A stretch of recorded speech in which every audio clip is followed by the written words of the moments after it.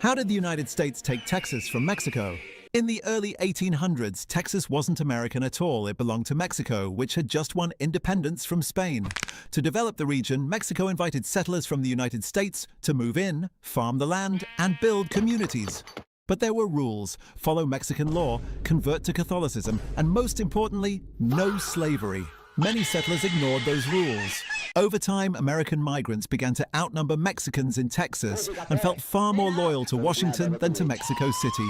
Tensions rose as Mexico tried to reassert control, especially under President Santa Anna. In 1836, Texas revolted and declared itself independent, becoming the Republic of Texas. For nearly a decade, it existed as its own country, weak, in debt, and constantly fearing a Mexican invasion. So in 1845, Texas asked to join the United States. Mexico saw this as outright theft. That dispute exploded into the Mexican-American War, a conflict Mexico was unprepared to win. When the war ended, Mexico lost not just Texas, but nearly half its territory, reshaping North America forever.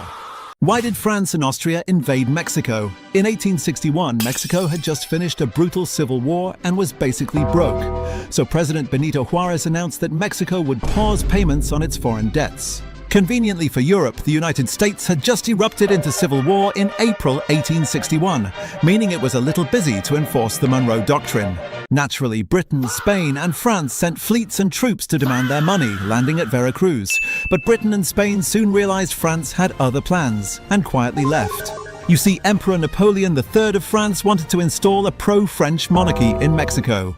So French troops marched inland, captured Mexico City, and placed Austrian Archduke Maximilian on the throne as Emperor of Mexico.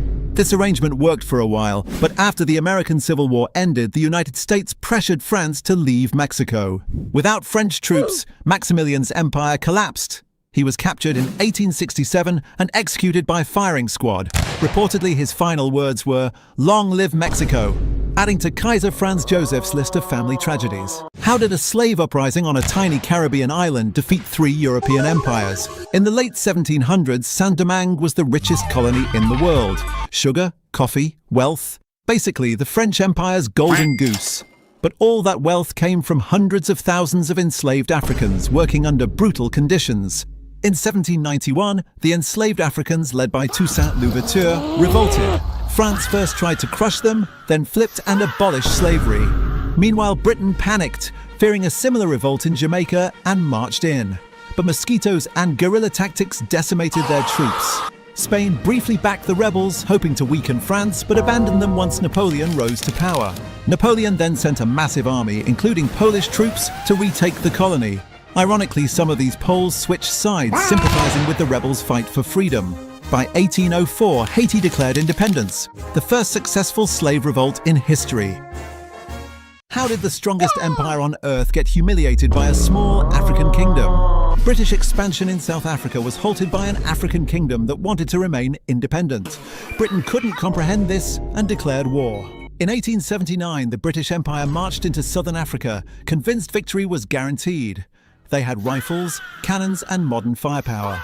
The Zulus had shields and spears. Britain claimed it was bringing civilization, but the Zulus wanted independence. At the Battle of Isandlwana, British officers underestimated their enemy and left their camp exposed. The Zulus attacked using the bullhorn formation, pinning the front while fast-moving flanks closed in. British firing lines collapsed, ammunition ran out, and man-to-man combat decided the battle. Over 1,300 British soldiers were killed. The myth of British invincibility was shattered, but the victory didn't last. Later that same day at Rorke's Drift, the Zulus were cooked by a fortified British garrison. This kept British boots off Zululand, at least until new British troops arrived. How did the Italians get cooked by Ethiopians? After the Berlin Conference of 1884 to 85, European powers rushed to carve up Africa.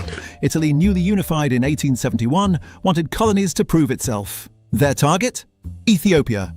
But Ethiopia was different. Under Negus Menelik II, the country had recently unified and strengthened its military. They weren't about to become another colony. At first, Italy tried diplomacy, but there was a major issue. The treaty they signed had two meanings. Italy claimed Ethiopia was a protectorate. Ethiopia said they were independent. That misunderstanding led to war.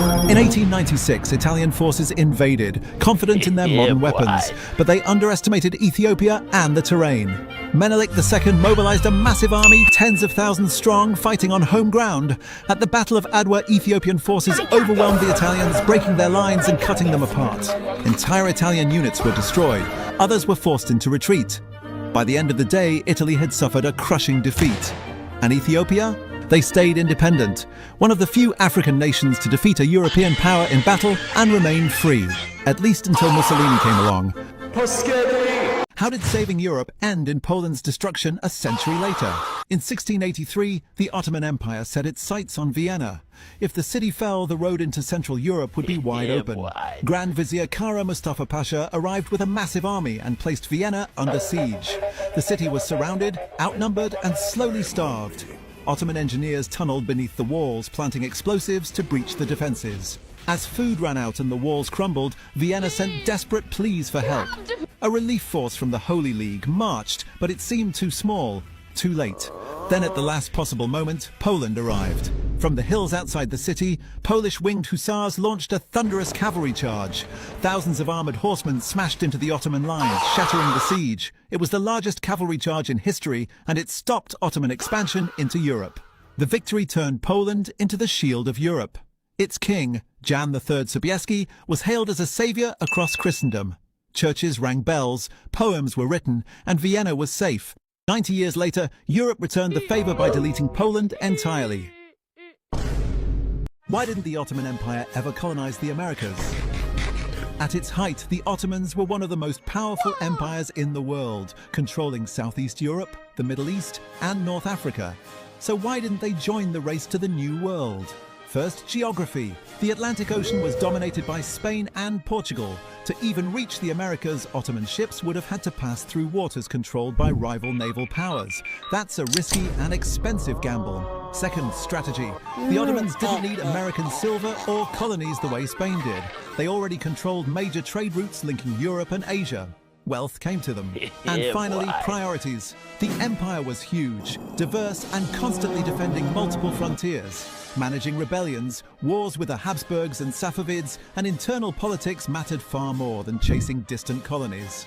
In short, it wasn't that the Ottomans couldn't colonize the New World, they simply had better things to do. How did Germany rage-bait France in 1870? By the late 1800s, France still saw itself as Europe's leading power. But across the Rhine, Prussia was quietly uniting the German states, and France was starting to panic. But the spark didn't come from Germany. It came from Spain. When the Spanish throne became vacant, a distant Prussian prince was offered the crown. France freaked out. A Prussian king in Spain meant France could be surrounded on two fronts. Paris demanded the candidacy be withdrawn, and Prussia agreed. That should have ended the crisis. But Prussia's master strategist, Otto von Bismarck, had other plans. He edited a diplomatic telegram, the Ems Dispatch, to make it sound like the French ambassador had been publicly insulted. The press exploded. National pride was wounded. French politicians felt trapped. In 1870, France declared war, exactly what Bismarck wanted. The outcome was catastrophic. French armies were outmatched, Napoleon III was captured at the Battle of Sedan, and German troops marched into Paris. Germany unified in victory, while France was left humiliated. How did one of the richest ports in the world fall to a foreign power from across the oceans? Malacca did not begin as an empire. Its story starts in the late 14th century when Paramaswara, the ruler of Singapore, was forced to flee after an attack. Seeking refuge, he moved west and founded a new settlement along the Straits of Malacca, a narrow passage through which nearly all Asian trade had to pass. Within decades, Malacca rose from exile to greatness. As the Malacca Sultanate embraced Islam and built strong diplomatic ties with China, India, and the Muslim world, it became the central hub of the global spice trade, the Venice of the East. But by 1511, its wealth drew dangerous attention. A Portuguese fleet led by Afonso de Albuquerque arrived, determined to break Muslim control of Asian commerce. Malacca did not fall because it was weak or corrupt. Its armies, alliances, and trade networks reflected Southeast Asian norms of the time. But it was unprepared for European naval artillery, aggressive siege warfare, and internal court rivalries that hampered coordination. After fierce fighting, the city fell. Albuquerque didn't just capture Malacca, he seized the world's most strategic trade choke point, marking the beginning of centuries of European intervention in Southeast Asia. Why was Thailand the only country in Southeast Asia that never got colonized? In the 1800s, the region was being carved up by empires. Britain had taken Burma while France controlled Vietnam and much of Indochina. Right in the middle sat Siam, modern Thailand. King Chulalongkorn knew his kingdom could be next. So instead of resisting Europe, he adapted fast. He modernized the army with Western weapons, built railways and telegraphs, and even abolished slavery in 1905, removing one of the Europeans' favorite excuses to intervene. But the real genius was diplomacy. Siam carefully balanced relations with both Britain and France, even giving up some border territories. Because both empires actually wanted Siam to stay independent. If one colonized it, the other would suddenly share a border with its rival. So Siam became the perfect buffer state, preventing a direct clash between the British and French. Why did China declare war on 8 countries at the same time? By the late 1800s, China was being carved up by foreign powers.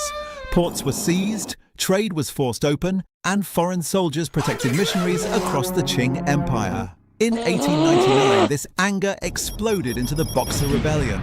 The Boxers attacked foreigners and Chinese Christians, believing they could drive the outsiders out. At first, the Qing government hesitated, but then Empress Dowager Cixi made a fateful decision. In June 1900, she declared war on the foreign powers occupying China. Britain, France, Germany, Russia, Japan, the United States, Italy, and Austria-Hungary formed the 8-nation alliance and marched on Beijing. But this alliance wasn't united. Russia and Japan wanted Manchuria, while Britain and France focused on Beijing. By 1901, China was defeated. Ironically, just 13 years later, these same nations would be killing each other in World War I. Why was Japan never colonized by European powers? While European empires were carving up much of the world, Japan remained untouched, and that wasn't by accident. European powers usually targeted lands that were rich in resources, close to major trade routes, or politically weak. Japan didn't fit the bill. More importantly, Japan wasn't divided. It was ruled by a strong, centralized warrior government. The samurai class and later a modern military meant invasion would be costly and dangerous. Even when Europeans did try to push in, they were met with strict limits. Then came Sakoku, Japan's closed country policy. For over 200 years, foreign contact was tightly controlled, starving European powers of influence and making intervention extremely difficult.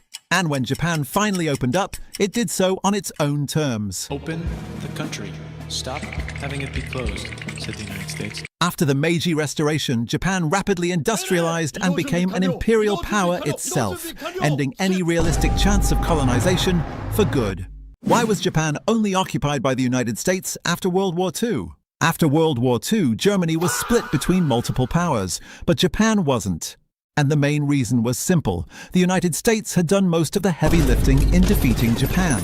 American forces led the island-hopping campaign, carried out the firebombing of Japanese cities, and ultimately forced surrender with the atomic bombs.